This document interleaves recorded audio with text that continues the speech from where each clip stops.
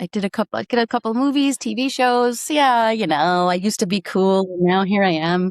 I tell all my employees now, I'm like, you guys, they don't know what I've done or, who I am really or anything, but sometimes I'm like, you guys, I used to be really cool.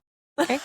Um, and they say, oh, you're cool. I'm like, no, no, I used to be like really cool. And now, honestly, I think jump in with both 2 feet, be yourself.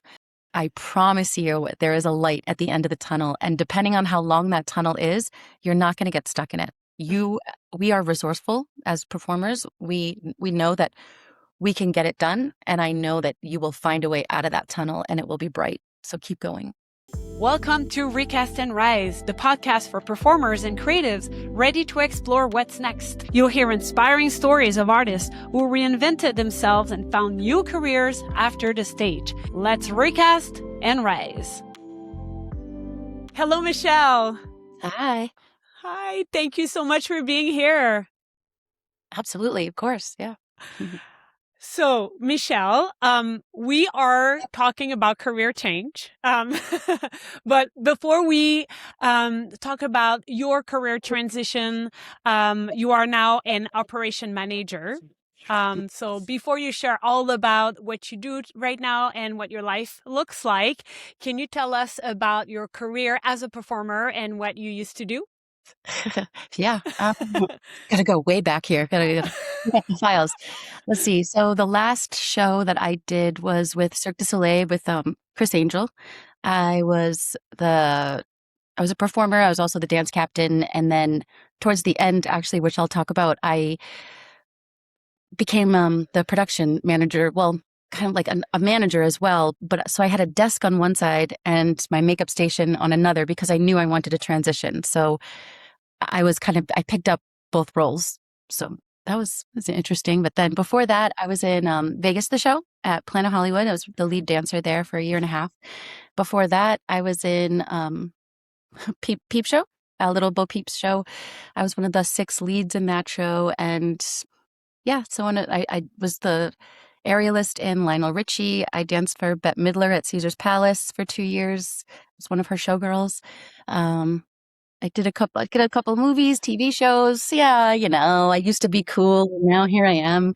I tell all my employees now, I'm like, you guys, they don't know what I've done or, who I am really or anything, but sometimes I'm like, you guys, I used to be really cool. Okay. And they say, oh, you're cool. I'm like, no, no, I used to be like really cool. And now I'm just trying to keep up. I used to be a 10 on the scale of being cool. Now I'm kind of I'm a 3. No, I'm just joking.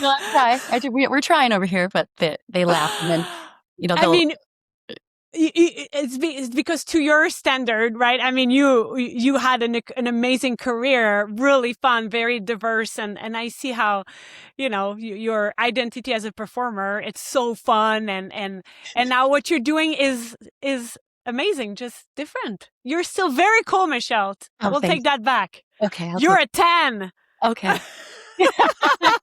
That's what we hear. Motivation, right? That's why we're here. It's good. That's right. So I think it's very fascinating. I can only imagine your makeup station and then your laptop. So you were prepared. You did that career. It sounds like you didn't just overnight transitioned. So tell us about that.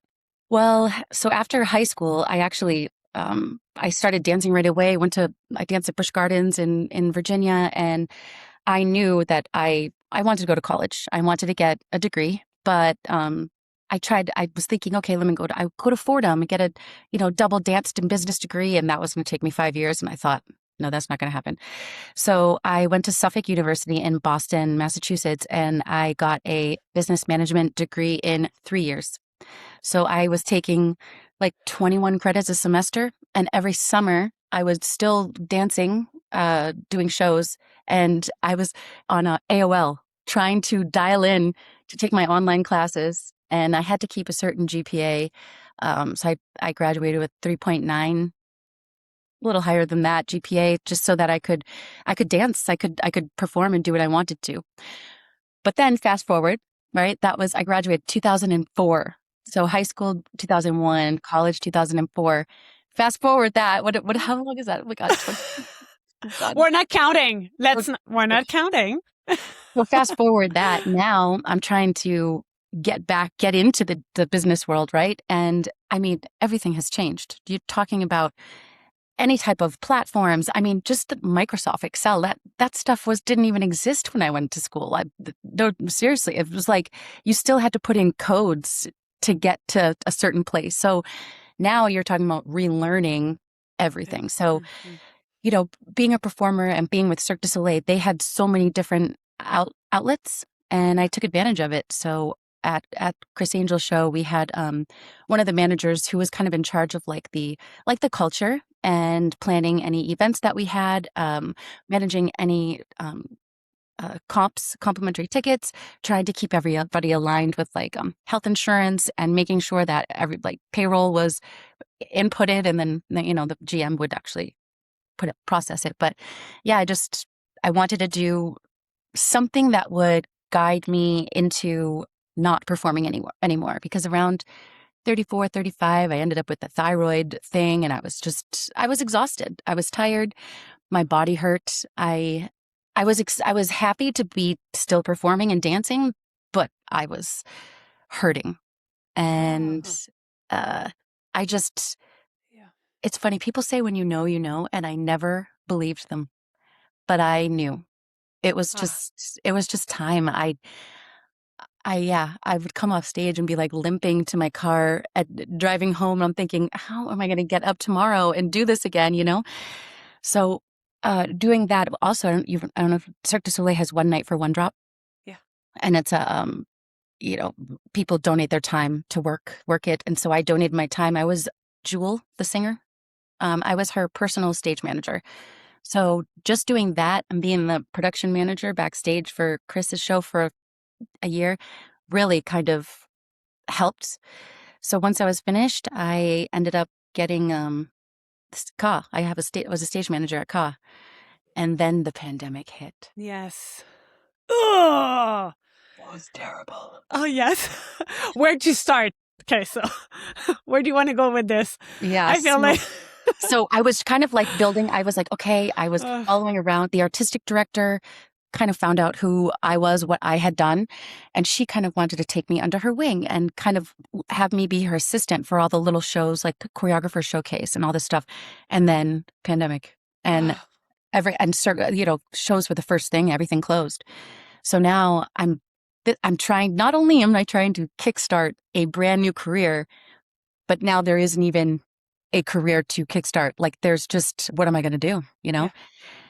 So it was rough. It was rough for a bit, but through the grapevine, and this is kind of how I got into where I am now, but through the grapevine, I heard someone was looking for someone to make merchandise in a random warehouse. You get paid $20 an hour, Venmoed. And I was just sitting at home going crazy because, when you're a performer, you're just you don't sit still. And I was going nuts. So I said, okay, I'll do it. We would go into this warehouse with masks and hoods and I'd put it on a Christmas movie, and I would just make little trinkets. We're still during the pandemic. So you're doing this during, Yeah. Yes. And we had to we were all far away, had our own table, Yeah. Okay. And that's where I met Chris Wink. So Chris Wink is he's one of the creators of Blue Man Group.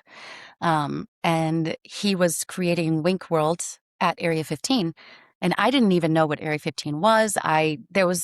No one knew anything. It was okay, I thought it was a weed place, to be honest. I don't know.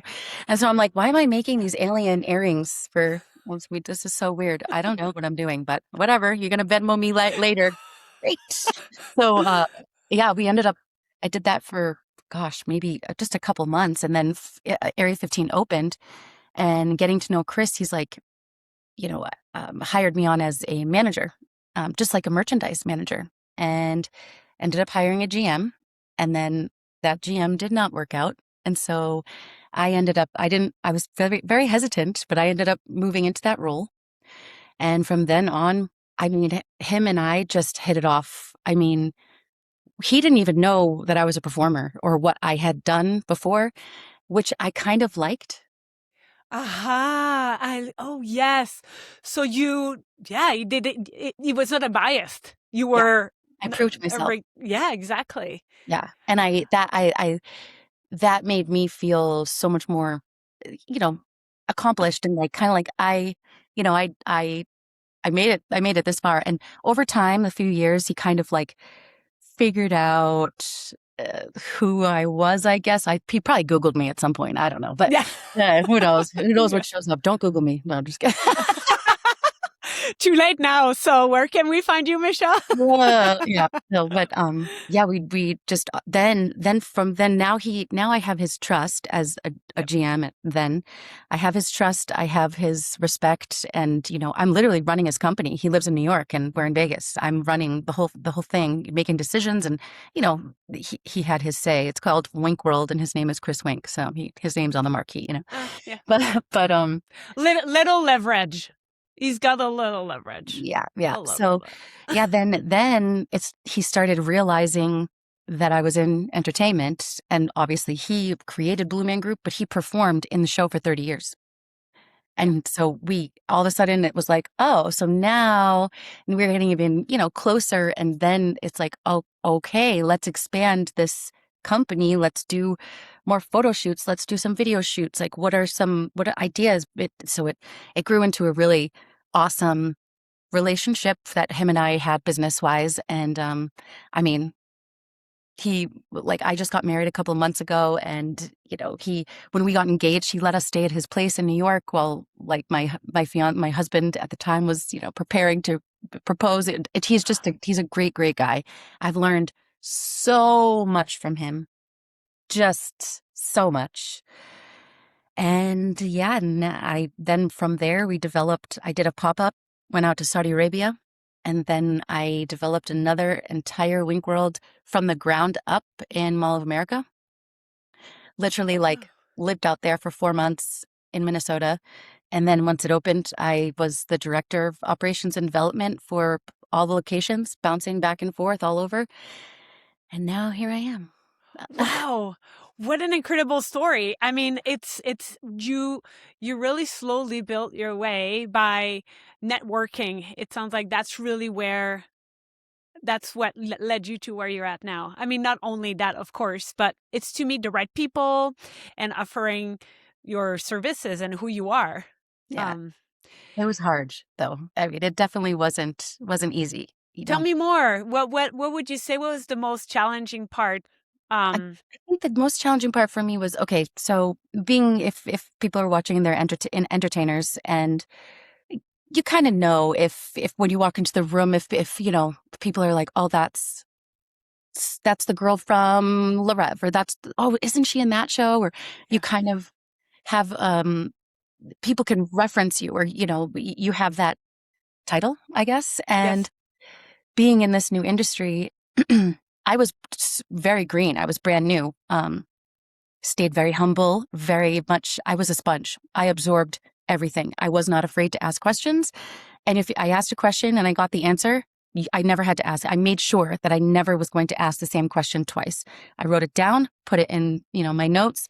I made sure that I knew who to go to for everything. And when I had meetings with upper management, I'm talking the COO of Area 15, the CFO, I'm going over P&L statements and budgets, and I love numbers, but I didn't even know what I was looking at. I would be up all night Googling what abbreviations were, because I didn't know. So, but I would do my homework. I would be prepared, right? So walking into a lot of those meetings felt very different. And like would you say the imposter syndrome? Is that kind of feeling where you have to fake it until you make it, that you understand what's going on in the room there? Yeah, pretty much. Yeah, I guess that, yeah, I used to say that, fake it till you make it. But at the same time, if you didn't have the knowledge, and you didn't have a savvy way or of research, if I just went in blind, they would have seen right through me. Yeah. You know, so kind of like, it's just like performing. You're doing a gig. You learn a dance in an hour, and you know, okay, we'll be back tomorrow. Make sure you memorize that. You go home and you're like, shit, you gotta review it, or you gotta go to the gym to keep up your body to make sure tomorrow you're still hired, you know? So the same type of thing, but I just made sure that I asked questions, and I didn't overly like jump into things. Mhm. I made sure I sat back, I watched, I observed, I like literally just absorbed everything I could. And I saw now that doing this, looking back at when I first started 5 years ago, I can truly say, looking at like there was almost points that I can pinpoint of when I'm like, click, I'm Mm. comfortable now. Mhm. You know, Mhm. we're gonna have this meeting, and you don't have to ask me questions because I'm gonna come at you with answers already. Yes. And especially being in a business where a lot of upper management is male, Mhm. Mm. so Oh, being the interesting. only female in the room with the title of director, uh, I needed to own it, stay humble, and do my homework, do my research, Wow. and deliver. Congratulations. 'Cause look, And repeat that. What did you say? and deliver results. You know, that's what they want to Ye- see. And Yeah. luck, Yeah. thankfully, I had great employees. Thankfully, I developed all these programs that our revenues like skyrocketed, and Yeah. we were able to implement different things. And you know, it thank God it worked. You know, Congratulations. This is huge. First of all, it sounds like you're a very resourceful woman, and you have very high standards for yourself, and look where it led you today. This is incredible. Um, thanks. Let me ask you, Michelle. So being a performer obviously is a complete different gig. Yeah. So being in management, especially at the level that you are now, what would you say to someone who is interested in potentially going into management, is not quite sure what it requires? Mhm. What would you say? Just Michelle, a bit more green, not Michelle the director, but with the knowledge of the director. What would you say to someone who's just getting started? I would tell them, depending on what type of management you wanted to get into, if you're in a show and you can hear the show calls, Yep. this is what I did. I would listen to the show calls and kind of watch what would happen, because that's management, right? I would look at the schedules and figure out, why did we schedule it this way. I also asked if I ever got swung out of the show, if I could follow a stage manager or watch from the booth, or shadow the stage managers before the show and after to see how they made the schedule, to see, because they're not going to want to pay you more. But if you just want to shadow, they're not 9 times out of 10, they're not going to say no. And then, like I said, just trying to find, there's resources out there. But you have to put yourself out there. A lot of times when you're performing, things sometimes will come to you. Like if there's a opening available and people say, oh my gosh, you should audition for this, you'd be great for it. With business, if Yeah. you're not in it and the people don't know you in it, you have to put yourself out there, and don't be afraid. Don't be afraid to learn. Don't be afraid to ask questions. No question is stupid. Yeah. It's for me, when my employees ask me questions, I'd rather them ask than do it and do it wrong, and then Mm-hmm. now we have a big problem. Mm-hmm. So ask questions, like the stage managers. Hey, when this happened, why did you call this, or why did you do this? Mm. Oh, and Yeah. understanding why, and then implement that into other realms of business where you want to go. So. If you are a performer wondering what's next, let's connect. You can send me a message or visit my website where you can find more tips and tricks to navigate your career change. And subscribe to this podcast for more inspiring stories and career tools. Now, back to our chat. I love that. And then also, while you were still performing, while doing all that, so you built your experience as a manager. And perhaps you would have realized, you know what, this is not something that's for me, but at least you tried it. Well, okay, you, in your case, you loved it, which great outcome there. Yeah. And did you know that management was something you always wanted to do, or No, like, no? I would have never thought. I actually, when they wanted me to be the GM and manage like the team, I was very skeptical. I did not want to do it.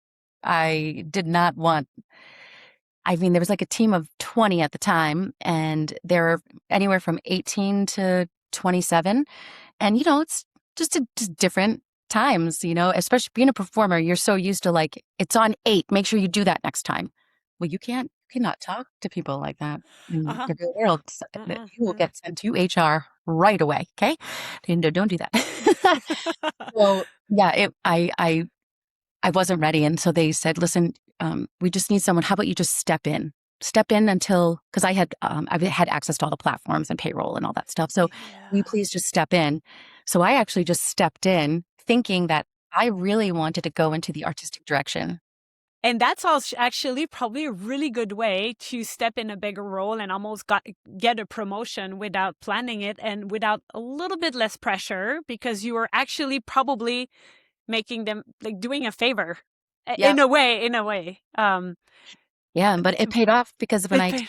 when I took over, we had a 20% upswing in retention rate. We had 30% upswing in revenue, and the quality and the all of the staff, they got interviewed by HR just to see how everyone was doing because the GM, it wasn't a good situation, and their overall camaraderie and culture went up immensely. And so I got called in by the CEO or no, the GM of Area 15 at the time, and was like, "Listen, things are actually looking pretty good. It's been 2 months. Like, how would you feel about taking this on?" And I'm like, "Oh my God, you know how many times I've had to bite my tongue Oh, with these too. children?"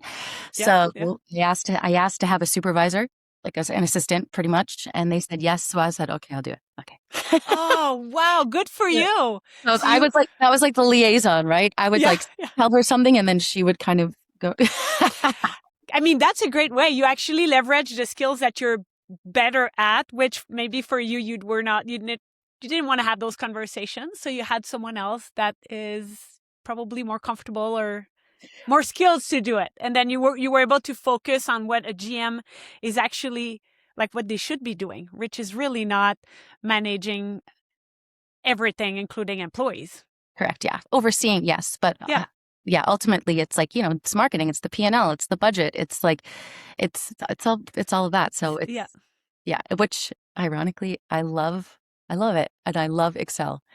Before I used to get so happy when I would learn a new move because I was a pole dancer as well with Cirque. I used to teach pole, and with Cirque, not Yes. just pole dancing in Vegas, just Yes. which is fine. Which Yes. not saying it's, Totally. but anyway, that just saying. Uh, but when you finally figure out a move, right? And you're like, oh my gosh, I've been trying that, and I finally figured it out. For me, Excel, when I finally figure out a formula, which last week I figured out a formula that was 3 lines long, Oh, like no. full lines. And it took me like a full day and a half to figure it out. And I didn't look anything up or anything. I was like, win. Yes! This made my whole month. I'm Seriously? so excited. And everyone's like, what happened? What are you excited about?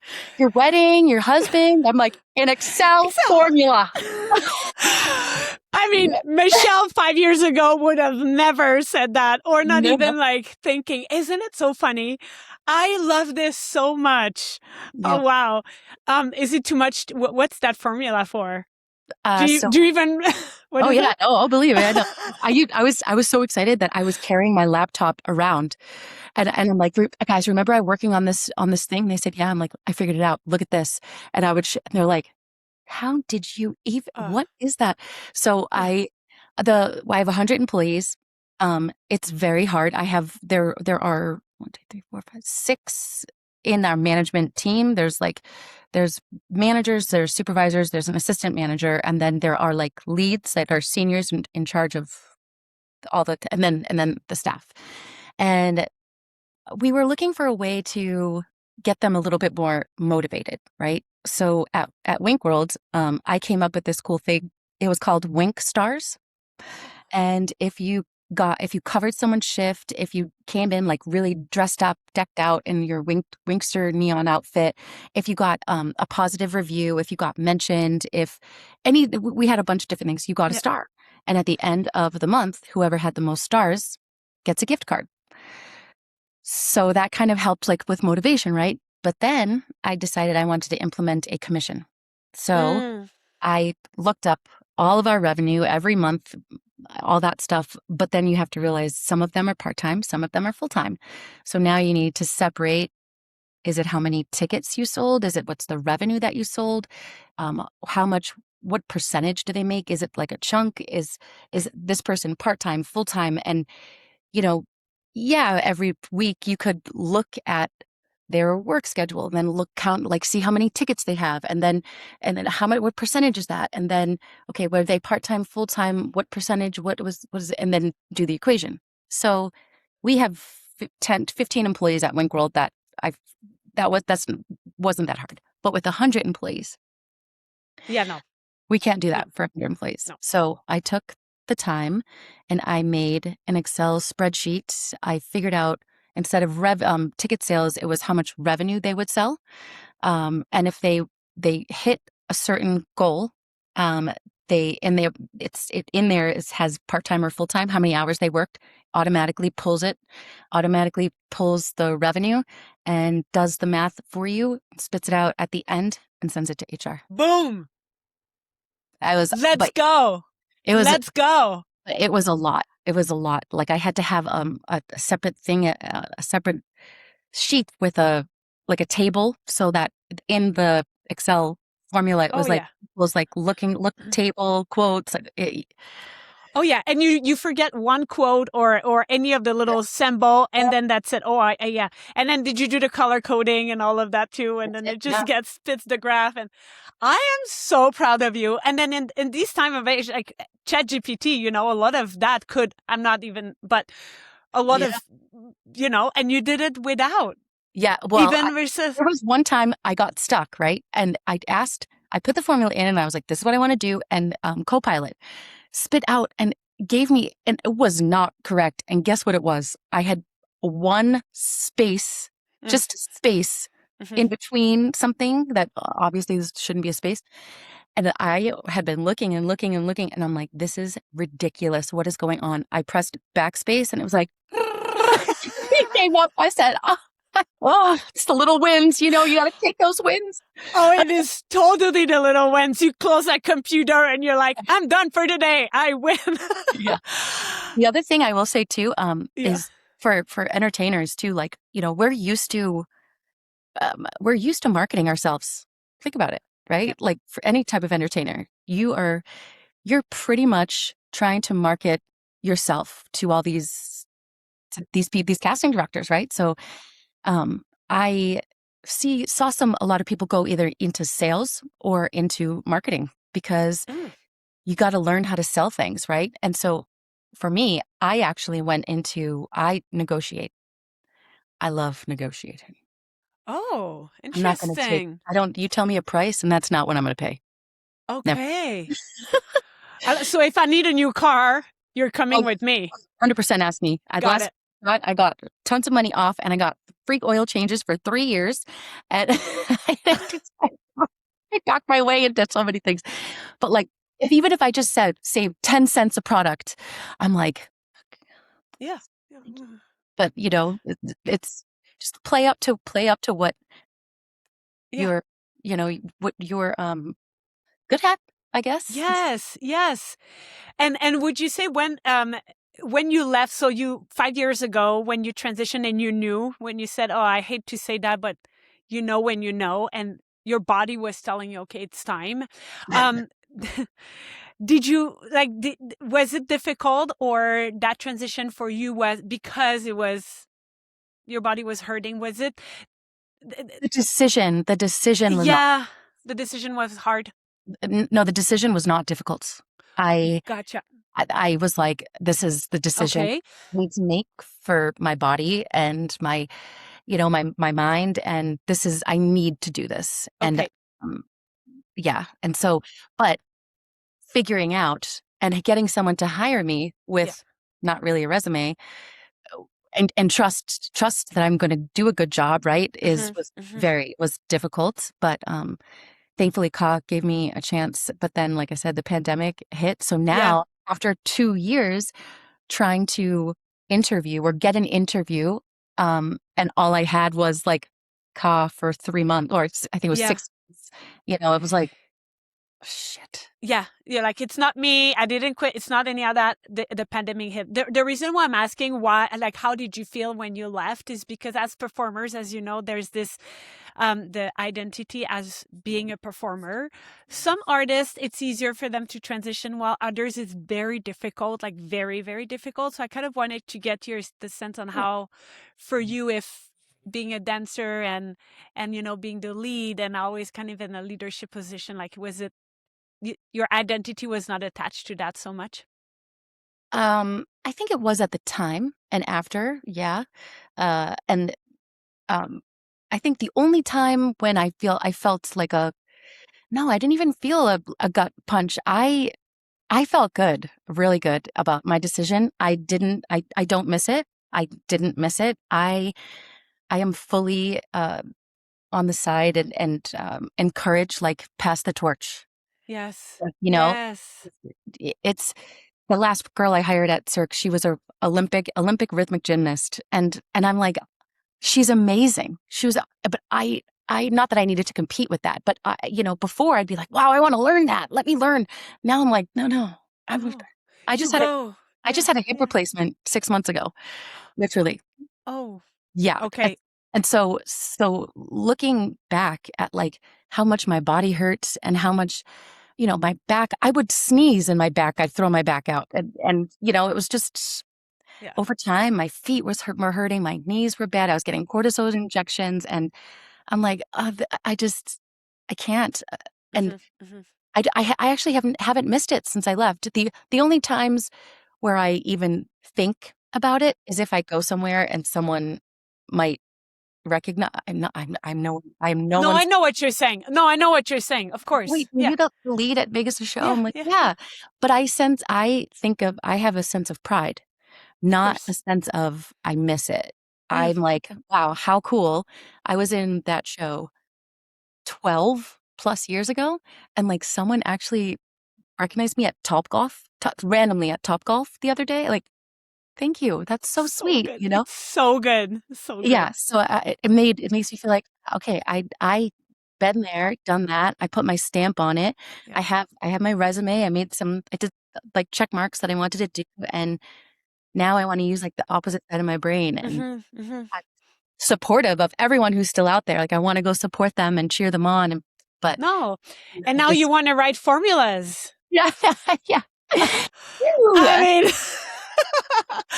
mean, so because I love that, it's a good segue. Now you're using the other side of your brain, like you're suggesting.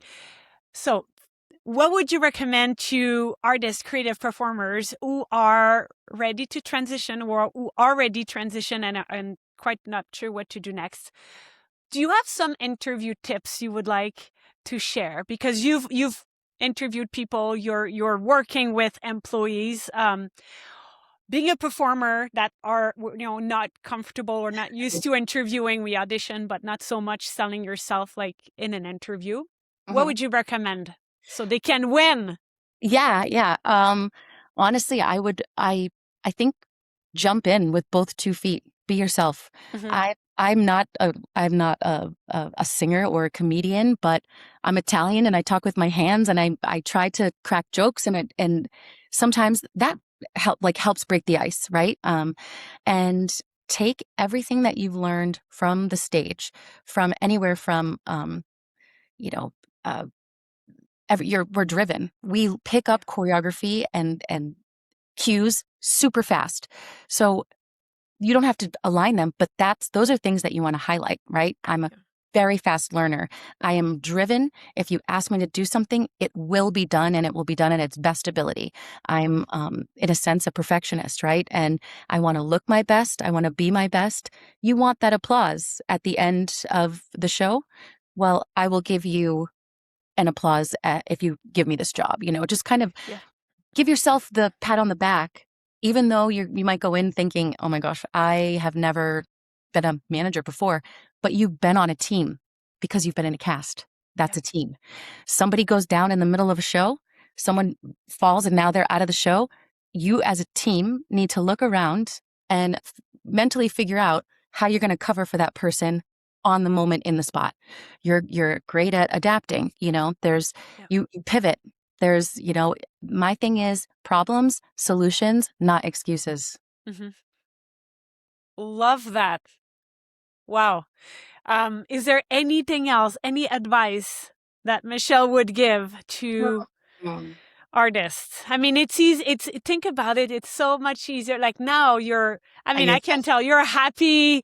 You're in a really good place. But back then, oh my. Oh, it was bad. I mean, listen, I get it. I have been there, and one of my friends actually is going through the transition right now too, and it's a struggle. And I keep telling him, I'm like, I promise you, there is a light at the end of the tunnel. Look at me. Take for me, for example, I did all of this through the pandemic, which was very difficult, and trying to prove myself from home with the mask on and, but believe in yourself, you can do it. And like I said, when you know, don't try to talk yourself in or out of anything, and jump with 2 feet in. Be a sponge, learn as much as you can. There are courses now that you can take for free even. Just gather all the information that you can. And I think just my go-to is, I promise you there is a light at the end of the tunnel. And depending on how long that tunnel is, you're not going to get stuck in it. We are resourceful as performers. We know that we can get it done. And I know that you will find a way out of that tunnel and it will be bright. So keep going. Oh, thank you, Michelle. Yeah. Thank you. I can see the light. I can see it. Yeah. No, thank you. This was awesome. I'm glad if I can help shed light on and make someone's life a little easier, and give them any type of motivation. I mean, I wish I had that. I wish I had this when I was trying to go through it, because it was difficult, but yeah. There are people, resources, and just keep going. Believe in yourself, because the people who hired you for the show believed in you. So you can keep going. I love that. Thank you so much. Yeah, thank you. Have a good one. Thank you for listening to Recast and Rise. If today's story made a difference, share it with a fellow artist. Also, subscribe to this podcast and write a review so more people can access the tools shared on this platform. And follow me on my socials for tips and tricks to navigate your career change. Until next time, I will see you in the next episode.